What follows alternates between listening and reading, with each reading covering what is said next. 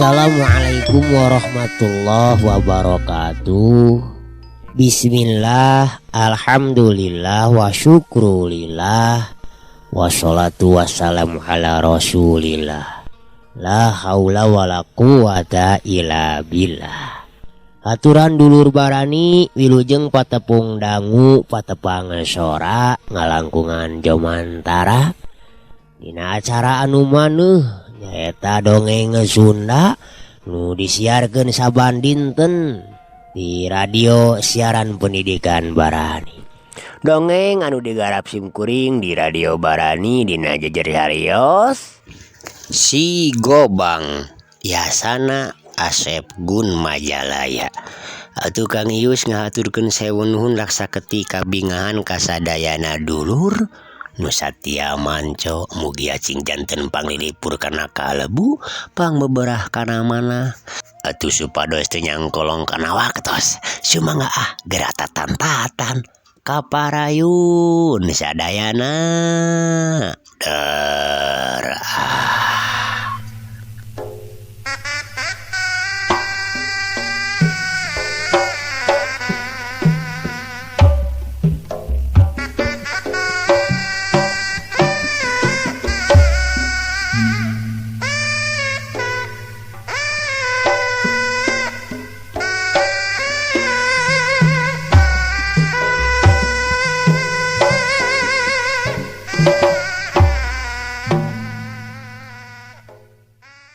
tapi barang keur kitu kadenge ti tukangeunna aya nu nyarita.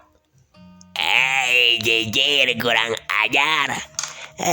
Di mana asa sia doraka sia geus mateni Dewa Galudra eta teh. Atuh pugu we raka eta tereuwas. Laju ngareret kadatangna eta sora breh katempo ku manehna aya saurang jalma anu papakeanana sarua jeung jalma-jalma anu tadi.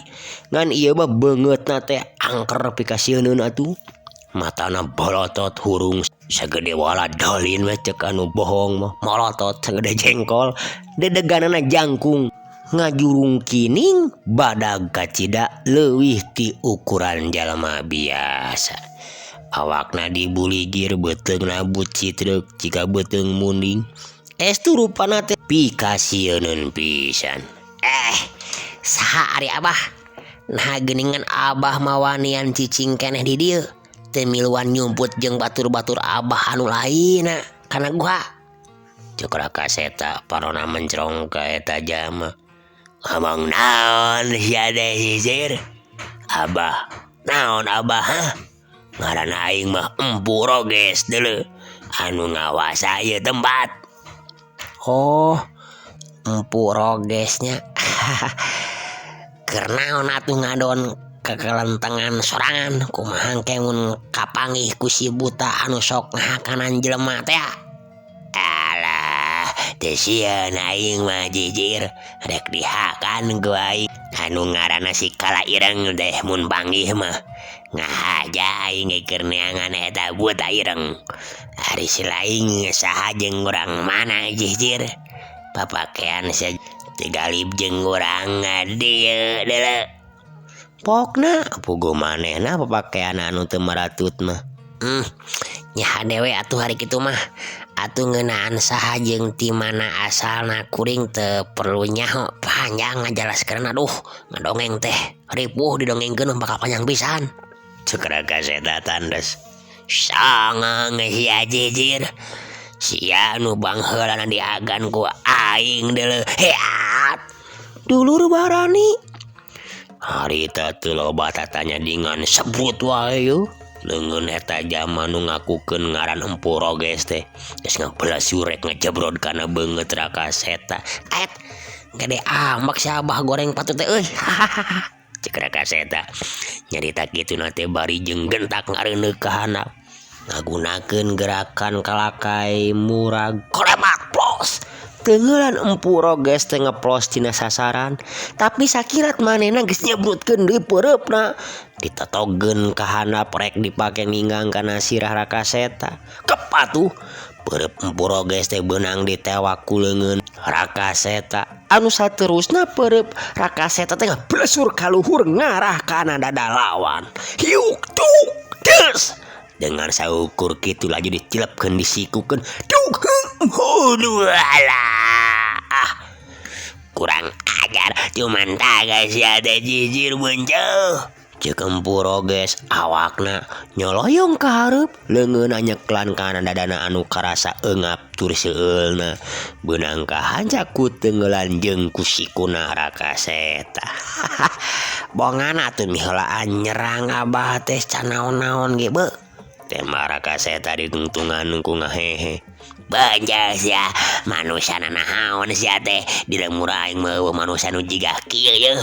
Teu pupuguh ngadonan dasa Dewa Galudra deui. Eta teh salah saji dewa sesembahan aing ngarti. Untung teu nepikeun ka Madara ge. Pokna bari ngareret ka makhluk anu huluna jiga oray teh ya. Anu tadi ngagalaprak ragrag kana tanu alatan beunang digebug ku Rakaseta. Katempo eta makhluk atawa sato anu disebut Dewa Galudra teh keur celeunggeuk bari ngiplik-ngiplikeun jangjangna. Teu lilajug geleber we hiber nyemprung nyuruwuk ka luhur nepikeun ka teu katempo deui jirimna. Oh, eta teh dewa. Nah dewa teh kena kulemah. Tak cek kuring oge tong nyembah dewa lah, mending nyembah pangeran Allah nu mubreng alam. Nu teu kakeunaan ku apes. Terus ayeuna rek kumaha tuh Bah? Rek diteruskeun deui moal ieu gelut teh. Ceuk Rakaseta. Ngoconan ka Empu Roges. Naon sia teh nang tanggai diremukeun tah babadog teh. Yap. Dibarengan jeung ngagorowokna kitu, dua peureup pating belasur deui rek ngagedor kana beungeut Rakaseta. Dulur barani orokaya kalawan gerak anu kacida cepet lir ibarat nyatana kilat. Ieu Rakaseta ngagunakeun gerakan panggal muih anu nyaho-nyaho aya di satukangeun lawana. Anu mana harita teu ngalobakeun di catur. Ieu suku Rakaseta teh langsung atuh ngacejek kana sukuna Empu Roges anu harita keur ngarasa helok wirehing musuhna eueuh di hareupeunana. Geus kitu dulu barani waktu ngarempeyek awakna ieu Empu Roges hiuk ceprot leungeun ka tuhuna ieu Rakaseta ngahancah kana sirana Empu Roges. Waduh. Empu Roges nepikeun ka ngoceak panjangna keratu. Bareng jeung eta dulur barani ngan gedebut wae awakna teh ninggang kana tanu. Geuningan teu bisa ulin aki-aki teh. Ceuk Rakaseta kitu nanti laju main leumpang nu kangan ieu Empu Roges. Keur kitu kurunyung kadinya aya nu datang si Horeng, si Juha jeung Mang Mudasir teh anu keur nyarumput bade ngadagoan di luhureun tangkal teh. Pok Ki Mudasir teh nyarita manehna ngarasa kaget oge nenjo di dinya teh geus aya Empu Roges keur gegerungan nahan kanyeri. Mending urang balik dewe ka liang beunjeuh. Sigana poe ieu moal datang tah si buta teh ari eta kunaon uyut Roges ngadon kokosodan kitu nya lemah cenah. Nya tuh da kuring oge asa hoream jeung bosen. Tadi kukulingan wae teh teuing keur nanaon tah Ki Roges mah. Data tadi keneh ge ditempokeun ku kuring teh hayo atuh gituan eueuh kacape. Ceuk Rakaseta bari ngareret sakedeung ka Empu Roges. Nya kajen atuh ari hayangna kituan mah antepkeun we. Kage bakal aya kejadian anu aneh geura, bakal aya onom. Ceuk Mang Mudasir deui. Onom? Naon onom teh Mang? Tanya Raka Seta penasaran dan nurutkeun beja ti kolot-kolot baheula mah onom teh sabangsaning jurig jarian. Tapi teuing di eta lemur mah. Hayu we gerak jauhanna mah si Mang eta bakal datang sakedeung digerak Cenah saterusna atuh Raka Seta teh gancang leumpang nuturkeun Mang Mudasir jeung si Juhro anu geus leuwih ti heula leumpangna. Dulur Barani, nah atuh kira-kira 10 depa di tempat tadi reg Mang Mudasir teh ngeureunkeun lengkahna. Geulekeun ti dieu sakedeung deui ge bakal aya anu datang tah nyatana onom teh anu bakal ngahakan uyut roges. Bener we cacap Mang Mudasir nyarita kitu gaur gajleung teh katempo ku Raka Seta ka hareupeun Empu Roges anu keur hahargungan teh aya hiji sato anu gedena sarua jeung gajah tapi wujudna sarua jeung maung, buluna coreleng belang, buntutna meuning ngangsar kana taneuh bakat ku panjang. Katempo harita sungutna calawak nemongkeun sihungna anu rangeteng geblay leumpang ngageblay bangun nu tenangan naker ngadeuketan ka Empu Roges anu keur ngagoler. Barang geus deukeut teu tatapasini di jug langsung eta maung gede teh ngarontokan awak Empu Roges anu saterusna direweg dihakan nepikeun ka teu nyesa saeutik-eutik acan. Geus puguh hakaneunana beak mah gajleung deui we ngagajleung asup di kajero leuweung. Atuh Raka Seta anu nyaksian eta kajadian teh nepikeun ka muringkak bulu pundukna. Tapi anehna teh ari duaan mah jiga biasa-biasa we teu ngarasa kaget atawa reuwas. Alah, geuningan Empu Roges teh dihakan ku maung, Mang. Kumaha tuh?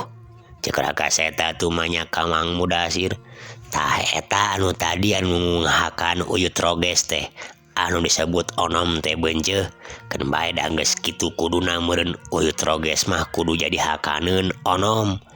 Ceuk Mang Mudasir lempeng wae nyaritana teh teu ngarasa reuwas atawa karunya jigana teh.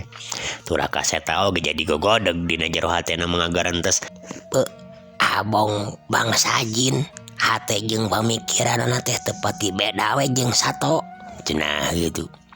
Hayu beunjeuh urang arasup deui kana liang.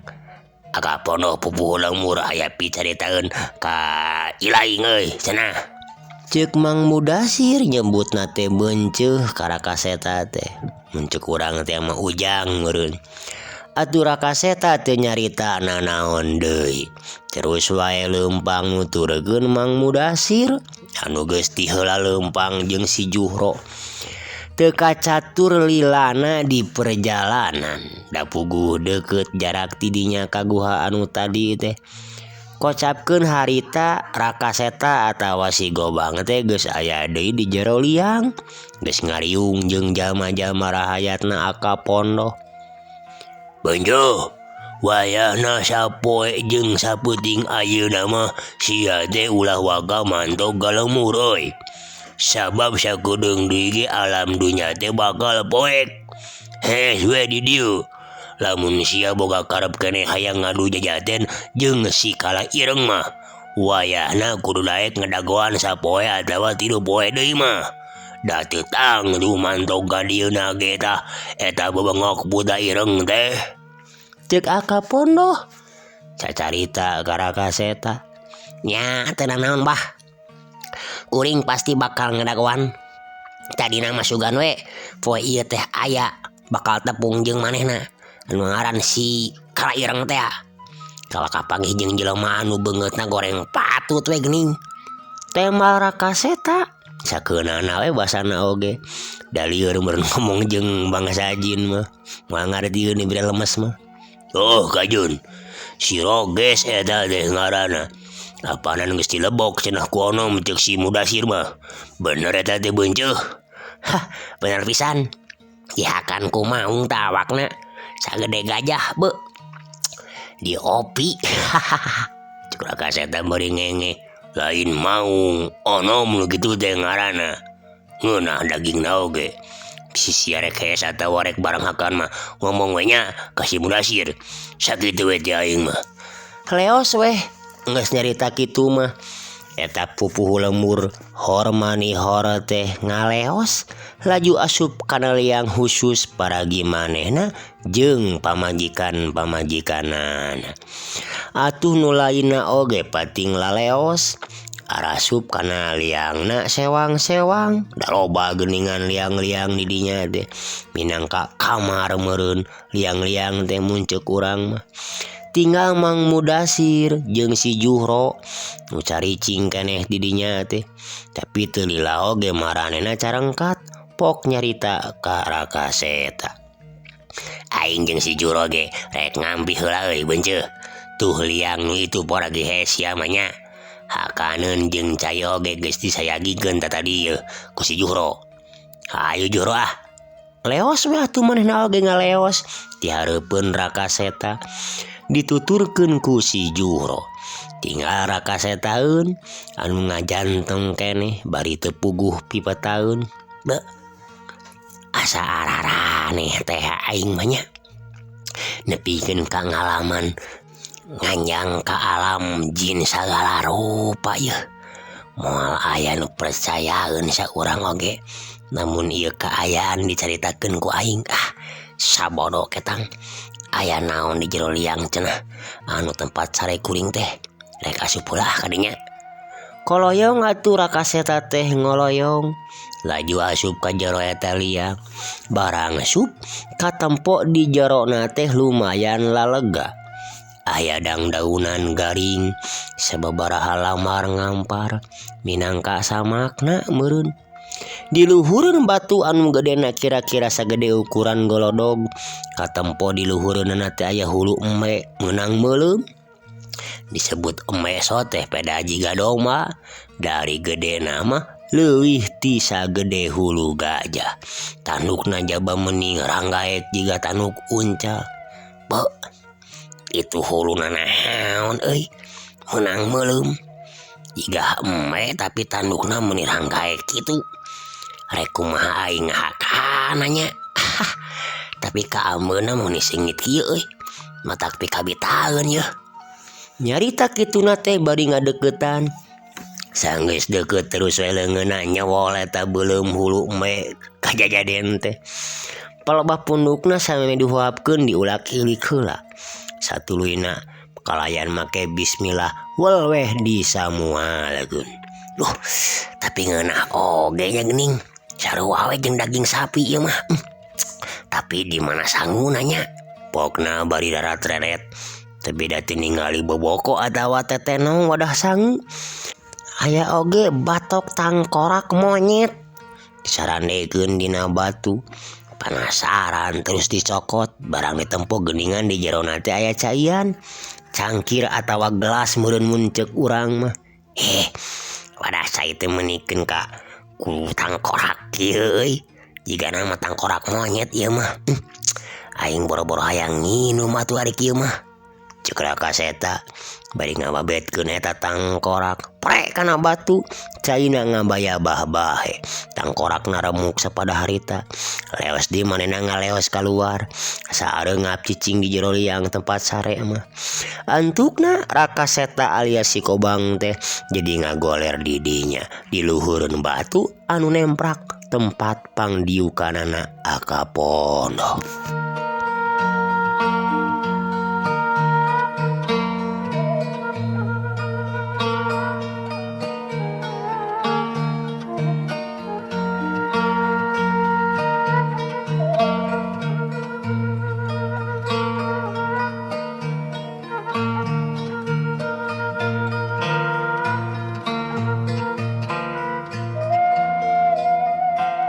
Dulur barane kocapkeun waktu isukna. Harita Rakaseta alias si Gobang teh geus aya di saluareun liang tempat panyumputan teh. Manehna ngajanteng lawangeun liang anu mangrupakeun tangkal gede anu sakurilingan dikubeng ku saregseg awi. Harita masih Juhro jeung Mang Mudasir teh teu marilu.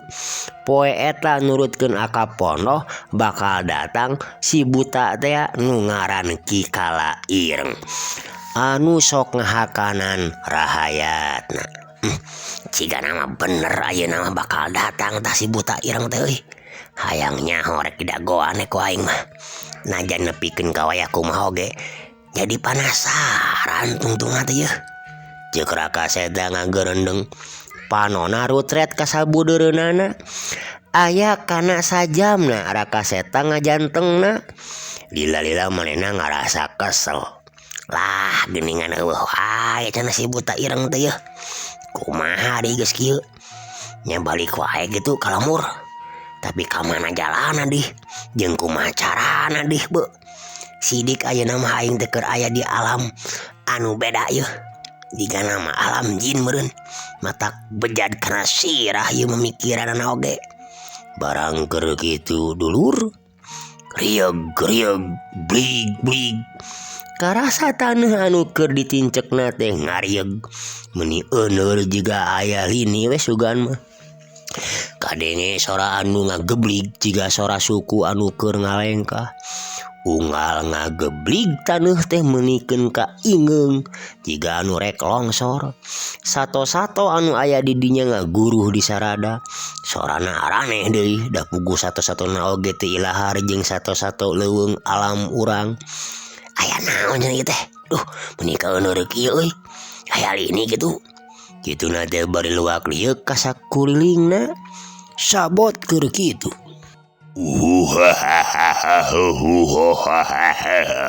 Ngaya bunceuh oi sagede pelok. Kamarana nu gede nanya oi. Ngana sarada beda ieu bunceuh teh oi. Jaba seungit oi. Ngumayan oi bunceuh-bunceuh oge. Ubar beri meteng.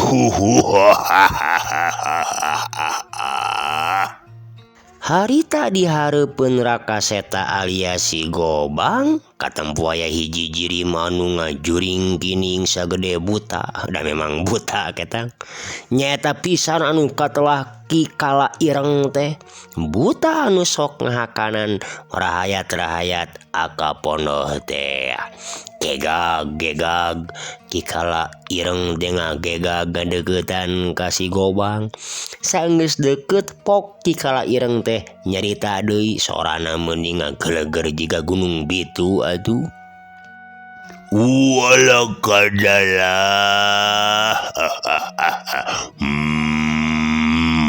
Hei bunceuh. Nah sia mah jiga nu teu sieun ku aing teh ha? Keur naon sia ngajedog di dinya? Ari batur-batur sia nu karolot kamarana. Sababaraha poe aing teu manggihan. Di lembur oge kosong arareueuh sabodong-bodong ajan. Ari sia ke sia mah kitu geuning pabakeanana ge. Asa aneh ngaing nempona oge euy. Ari sia urang dieu lain.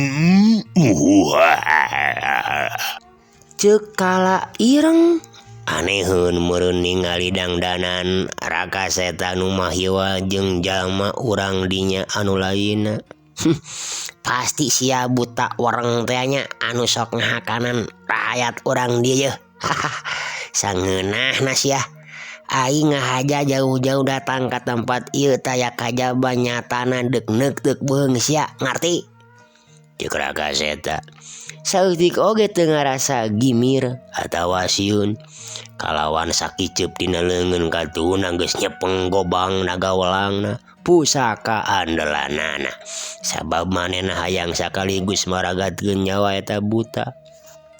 Sok sia gera maju. Montong babarawakan wae jiga kitu ganeng deuleu kana ceuli aingna ge yeuh.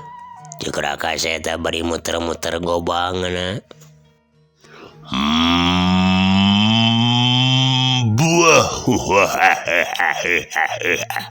Sia waniannya cabe gesiga gitu kang aing. Hayang dihagan buru-buru sia deu. hayang disamualkeunnya.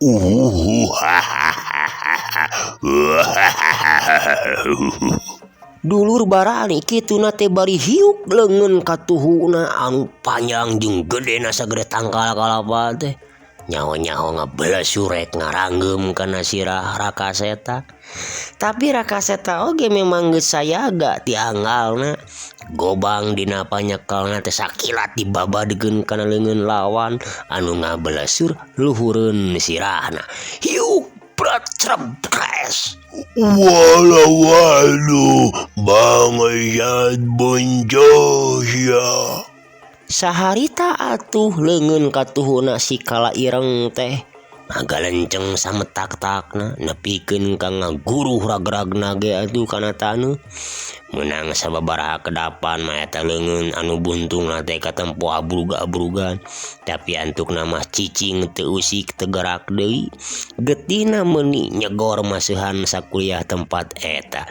Coba aneh rupana getihna teh hideung, kaangbeuna bau hangru matak ngurei matak hayang utah.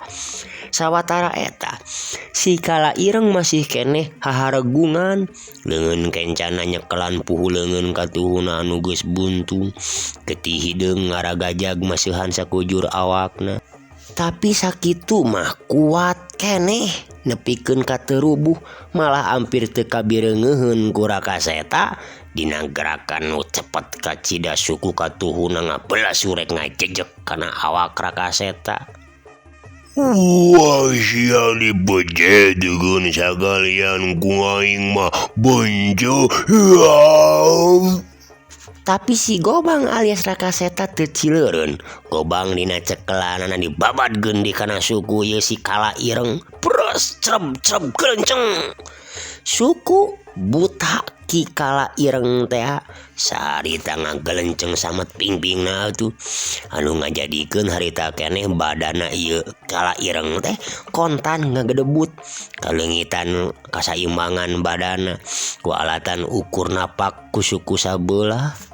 Waduh, walah nyeri oi, aduh.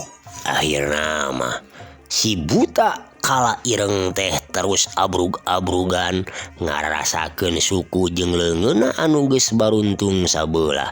Taneuh anu kaidek ku awak eta buta teh nyatana Kala Ireng teh kuat tepikeun ka euneur atuh ciga aya lini anu kacida pisan gedena tarikna. Sok sia hudang deui mun sia bener ngerasa pangkuatna jeung pangsaktina mah. Ireng sia Kala Ireng. Ceuk Rakaseta kituna teh bari ngalengkah ngadeuketan. Nah atuh barang jarakna kira-kira salengkah deui ka deukeut ieu Ki Kala Ireng. Kalawan teu disangka-sangka dulur Rakaseta nepikeun kareuwas jeung kaget sabab harita si Kala Ireng teh langsung ngarontok ka manehna kalawan gerakan anu sacara teu sadar. Gobang anu dina panyekel leungeunna teh gentak dirojokeun ka hareup anu ngabalukarkeun tungtung seseukeutna teh ngagambres pisan keuna kana beuheungna ieu si Kala Ireng. Waduh. Dulur barani ngan sakitu sora anu kaluar tina sungutna. Nu saterusna awakna ngabebengkang nangkarak bengkang dina kaayaan geus ngajadi bugang. Getihna curcor maseuhan taneuh anu katindihanana. Alah sia geuningan teu sapira oge pangabecusna ieu buta teh euy. Ngan beu ieu aneh getihna ge hideung kieu jeung bau dinya. Ceuk Rakaseta bari nulak sangkeng panonna mencrong ka si buta nu geus ngajelepeng taya nyawaan. Sedengkeun Gobang kabuyutanana mah geus eueuh tina panyekelna balik deui ka tempatna.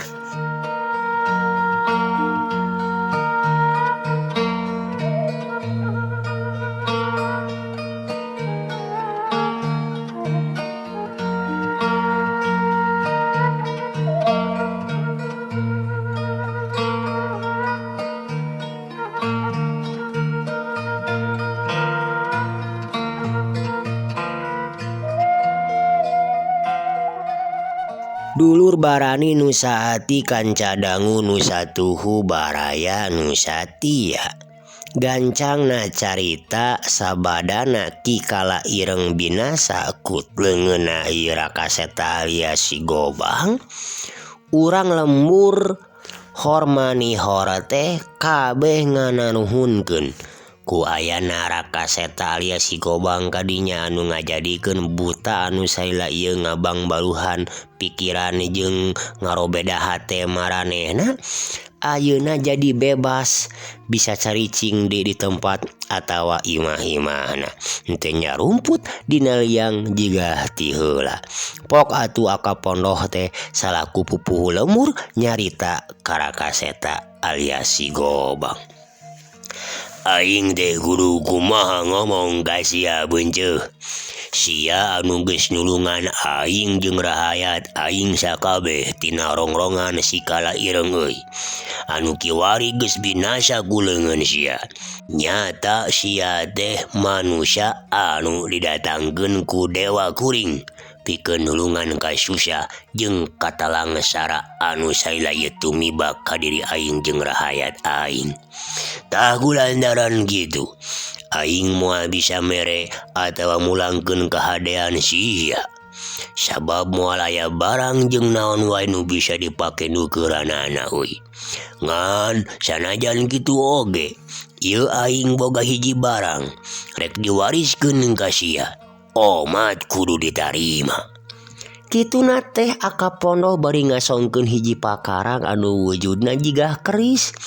Ngan ieu mah panjang jeung rubak jiga Gobang kabuyutan keneh. Rupaana mah hideung lestreng jiga tara diasah. Tapi sanajan bari can apal oge naon eta pakarang teh ngaranna, atuh ieu Rakaseta teu hayangeun lila-lila mikir eta barang atau pakarang teh sagancangna ditampanan bari teu poho nganuhunkeun. Hah, nuhun pisan Abah. Abah geus ngawariskeun ieu barang pusaka karuhun ka kuringnya. Ngan naon atuh ieu teh kagunaanna jeung naon ngaranna? Ceuk Rakaseta bari ngilik-ngilik eta barang pusaka. Eta ngaranna teh kolewang. Pasti moal aya di alam silaing mah. Keun bae kumaha sia we rek disebut naon we oge. Ari kagunaanna nyaeta ieu kolewang teh bisa dipake nandingan pakarang naon wae nu aya di alam silaing. Moal aya hiji jalma atau makhluk naon wae nu mampu ngayonan kana kasaktian jeung karongkahanana eta kolewang.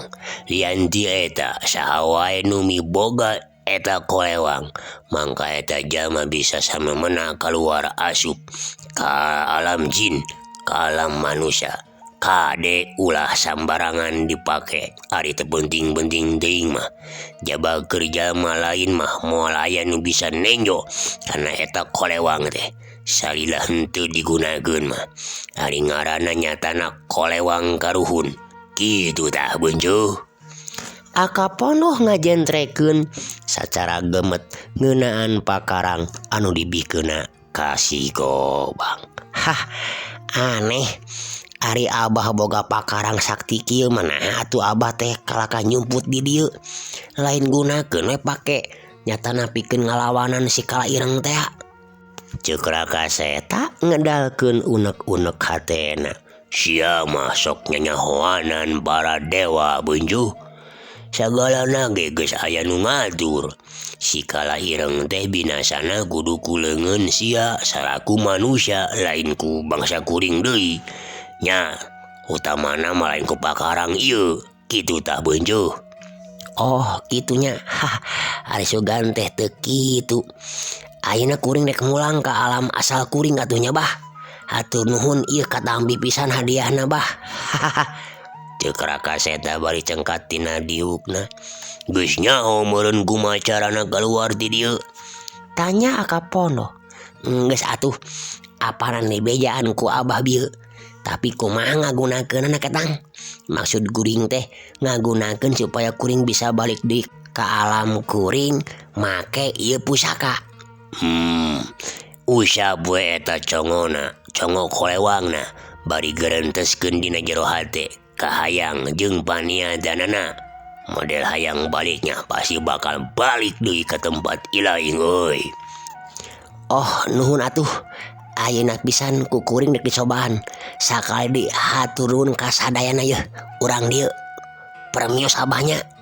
Laju Raka Seta nurutkeun kana omongan Akapono. Dampal leungeunna ngusap congo eta pakarang.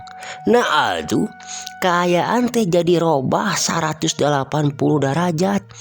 Anu tadina manehna keur aya di hiji lembur teh ayeuna manyatana geuning keur aya di jalan satapak. Anu brasna ka jalan lembur nu biasa sok kaliwatan ku manehna. Be, subhanallah, memang loba pisan kaahengan. Araneh teh ieu kuring lalampahan teh nya nepikeun ka ngalaman asup ka alam jin sagala rupa deh. Ari rek teu percaya dan nyata ku aing ka alaman. Lamun dicaritakeun ka batur teh jigana saurang ge moal aya nu percayaeun yeuh. Tapi kembali di pikiran euing ketang kalieur-lieur kumaha nu ngarang we lah. Rek ka mana aing hayeuna nulikeun lalampahan teh nya.